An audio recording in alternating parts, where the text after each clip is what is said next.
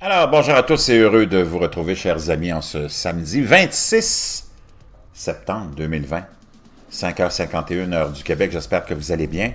Pendant ce temps-là, imaginez-vous qu'un robot géant, le robot géant Gundam, fait ses premiers pas au Japon. Ça nous est reporté par Strange Sound.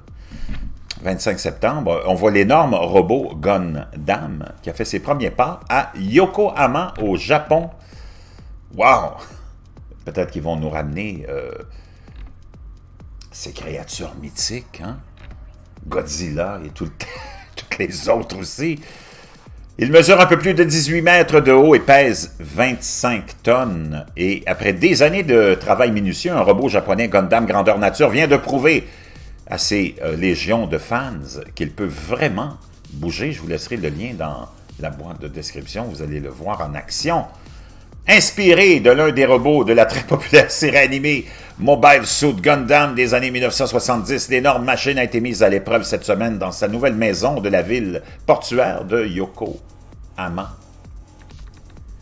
L'humanoïde devait devenir la pièce maîtresse de Gundam Factory Yokohama au sud de Tokyo le 1er octobre, mais la pandémie de virus signifie qu'il ne sera officiellement dévoilé que plus tard dans l'année, selon l'opérateur du site. Cette décision a été prise pour assurer la santé et la sécurité de nos fans et de nos employés en réponse à la propagation mondiale de la fameuse COVID-19, a-t-il déclaré dans un communiqué. Nous nous excusons auprès de tous nos fans qui attendaient avec impatience notre grande ouverture et vous demandons votre compréhension. En attendant, nous ferons des préparatifs pour que tous nos visiteurs puissent s'amuser en toute sécurité. Wow!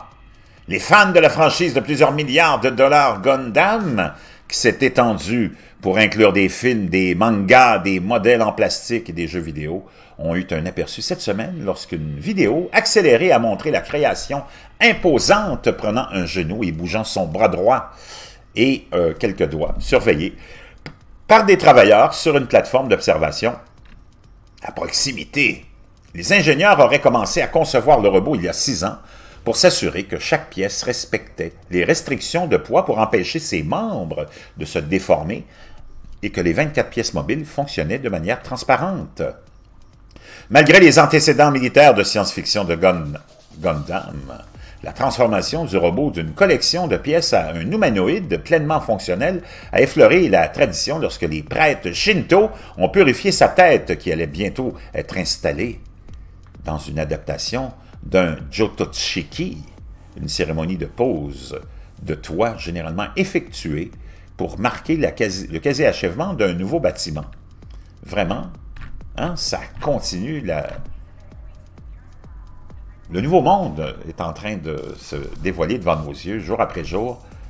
On est bouche bée. Je vous reviens.